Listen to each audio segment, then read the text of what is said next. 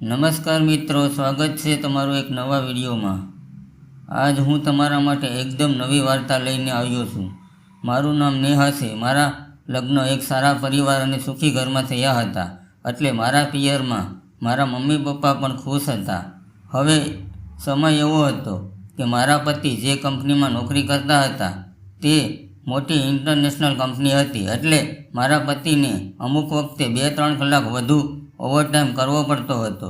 હવે એક દિવસ મારા પતિનો ફોન આવ્યો કે નેહા, તું શું કરે છો? મેં કીધું કે હું તમારી રાહ જોઉં છું, જમવાનું બનાવી લીધું છે, એટલે તમે આવો પછી આપણે જમી લઈએ। મારા પતિ બોલ્યા, એક કામ કર, તું રિક્ષા પકડીને મારી પાસે આવી જા, આપણે બંને સાથે બેસીને જમી લઈએ। મેં કહ્યું, પણ હું તો નાઇટી અને ટી શર્ટમાં છું, કેવી રીતે આવું? તેણે કહ્યું, વાંધો નહીં, તું તારે આવી જા। મેં કહ્યું, ના, મને શરમ આવે છે। તો મારા પતિ બોલ્યા, હું તને કહું છું ને, આવી રીતે આવી જા। મેં કહ્યું, ઠીક છે। હું મારા પતિને ઓફિસે ગઈ, અમે બંને સાથે જમવા બેઠા, જમી લીધું અને પછી મારા પતિ બોલ્યા કે હવે 1 કલાકનું કામ બાકી છે, પછી આપણે સાથે નીકળી જઈશું। મેં કહ્યું, તો ઠીક છે। પછી હું આરામથી બેસી ગઈ અને મારા પતિ એમનું કામ કરવા લાગ્યા અને હું ફોન જોવા લાગી। તેવામાં અચાનક મારા પતિ સુનિલના બોસ આવી ગયા અને મારા પતિને કહેવા લાગ્યા, અરે સુનિલ, આટલું મોડું શું કામ કર્યું? તું ઘરે પછી કેટલા વાગે પહોંચીશ? બસ સર, 1 કલાકની વાત છે। એવામાં સુનિલના બોસની નજર મારી ઉપર પડી। અરે સુનિલ, આ કોણ છે? ભાઈ, તારી ગર્લફ્રેન્ડ છે? અરે નહીં સર, મારી વાઈફ છે। બોસે કહ્યું, અરે સોરી સુનિલ, અજાણતા બોલાઈ ગયું। મારા પતિ બોલ્યા, વાંધો નહીં। સુનિલના બોસે મને સોરી બોલવા લાગ્યા। તે મારી સામું જોતા જ રહ્યા, કેમ કે હું સફેદ ટી શર્ટમાં હતી, નાઇટી પણ પતલી હતી, એટલે હું ખુરશીમાં ઊભી થવાનું ઠીક સમજ્યું અને સુનિલનો બોસ મારી તરફ જોતો હતો। હવે થયું એવું કે સુનિલના બોસે સુનિલને પૂછ્યું, અરે સુનિલ, કેટલો સમય થયો છે તારા લગ્નને? સુનિલ બોલ્યો, 4 વર્ષ થઈ ગયા। બોસે કહ્યું, તારે કેટલા બાળકો છે? મારા પતિ બોલ્યા, બાળકો નથી સર। આવું સાંભળી સુનિલના બોસે મારી સામે જોવા લાગ્યા। મેં નીચું જોઈ લીધું, તે મારી તરફ જોતો હતો। તેણે કહ્યું, સુનિલ, બાળક નથી તો સારા ડૉક્ટરની સલાહ લેવી જોઈએ। સુનિલ બોલ્યો, ઘણા દવાખાના ફેરવ્યા પણ ફરક નથી પડતો। બોસ પોતાનું અંદરની તેને દબાવવા લાગ્યા। મને ખબર પડી ગઈ, સુનિલના બોસની દાનત કંઈ સારી નથી। પછી એણે પોઈન્ટ મારતા કહ્યું, શું કરો છો? હજુ એ પોયરું લાવી શક્યા નથી?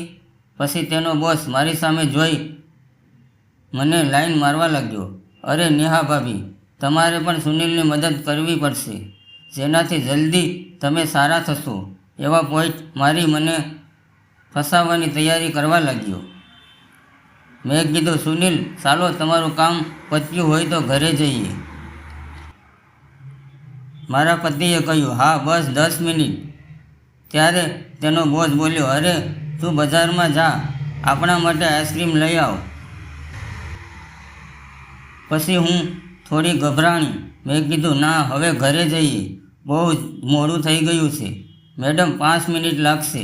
સુનિલ બોલ્યો, હા નેહા, 5 મિનિટ, આમ કે આમ। મેં કીધું, સારું, જલ્દી આવો। જેવા મારા પતિ બહાર ગયા, તરત જ મારા પતિનો બોસ દોડીને આવીને મને પકડી લીધી। આવી જા, 1 કલાક કામ કરવા દે, તને મમ્મી બનાવવાની જવાબદારી મારી। મેં કહ્યું, છોડો, મારા પતિ આવશે, મને મારી નાખશે। બોલ્યા, કશું ન થાય, તમે હા પાડો, તમારા સારા દિવસો લાવવાની જવાબદારી મારી। સુનિલના બોસે મારા બોલ દબાવી દીધા। તેણે મને થોડી સાંખી લીધી। હવે મને એની બીક લાગવા લાગી હતી। થોડી વારમાં મારા પતિ આવ્યા, પછી અમે આઈસ્ક્રીમ ખાધી। હવે અમે ઘરે નીકળી ગયા। સુનિલનો બોસ બોલ્યો, હવે ઠંડા તો થઈ ગયા? સુનિલ, હવે તારે ગરમ થવાની જરૂર છે। આવો પોઈન્ટ મારી સામે ધારીને જોવા લાગ્યો। મેં કીધું, ચાલો સુનિલ, હવે અહીંથી ઘરે જઈએ। અમે ઘરે પહોંચી ગયા। બીજે દિવસે સુનિલના બોસનો ફોન આવ્યો અને બોલ્યો, અરે સુનિલ, કાલે તું મારા ઘરે આવ, તારી પત્નીની સાથે ડિનર કરવા આવજે, હું તને આમંત્રણ આપું છું. સુનિલ બોલ્યો, સારું. સુનિલે મારી જોડે આવી મને કહ્યું, આપણે મારા બોસની ત્યાં જમવા જવાનું છે.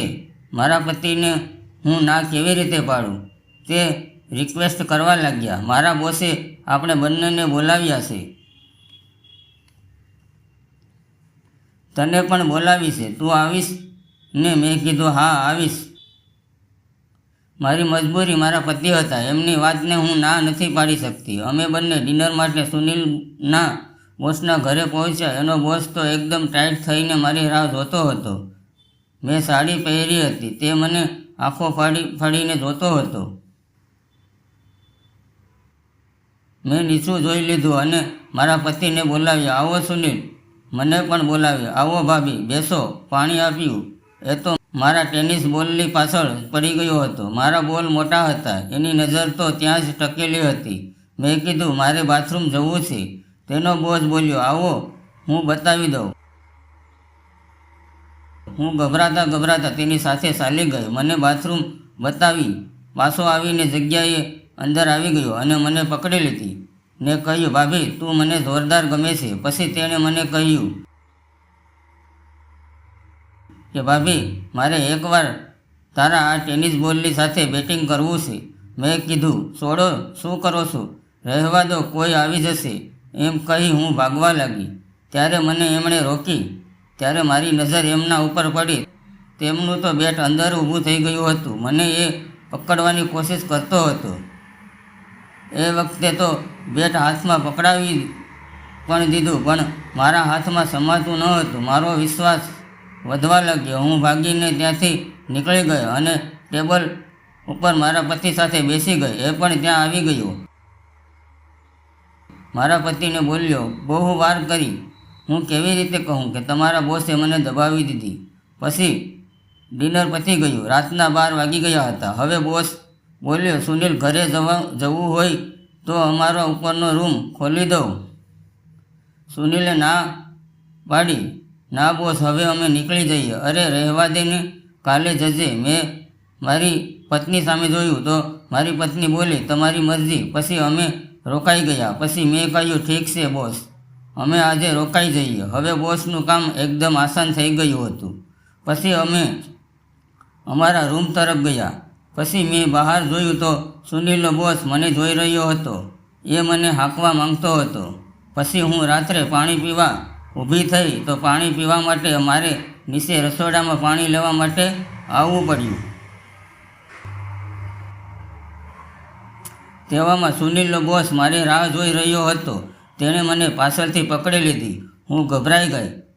તેણે સીધું મને તેનું બેટ આપી દીધું. મને ઓસલા કરવા માટે મજબૂર કરી. મેં કહ્યું, તમે આ શું કરો છો? મારા પતિ આવશે તો ઘણા મોટો પ્રોબ્લેમ થશે. તેણે કહ્યું, અરે, તેને જમવામાં મેં ઊંઘની દવા આપી દીધી છે. હવે સવારે જ ઉઠશે. આપણે આપણું કામ કરવાનું છે. મને સુનિલનો બોસથી ડર લાગતો હતો. એક બાજુ તેની પાસે લાંબુ બેટ હતું અને એક બાજુ મારા પતિ આવી જવાની બીક પણ જોરદાર લાગતી હતી. મેં કહ્યું, તમે જલ્દી કરો, મારા પતિ કદાચ આવી જશે. બોસે કહ્યું, હવે તને તારો પતિ ગમશે નહીં. હવે તારે મારી જોડે જ આવવું પડશે, કેમ કે હવે તને આવું લાંબુ બેટ બીજે કાંઈ નહીં મળે. હું શરમાઈ ગઈ અને ત્યાંથી નીકળી ગઈ ને મારા પતિની બાજુમાં આવીને ઊંઘી ગઈ. મિત્રો, વિડીયો સારો લાગ્યો હોય તો વિડીયોને લાઈક અને ચેનલને સબસ્ક્રાઈબ જરૂર કરજો. ફરી મળીશું આવતીકાલે એક નવા વિડીયોમાં. ત્યાં સુધી આવજો.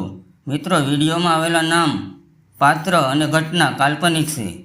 તેનો કોઈ પણ વ્યક્તિ સાથે સંબંધ નથી. આભાર.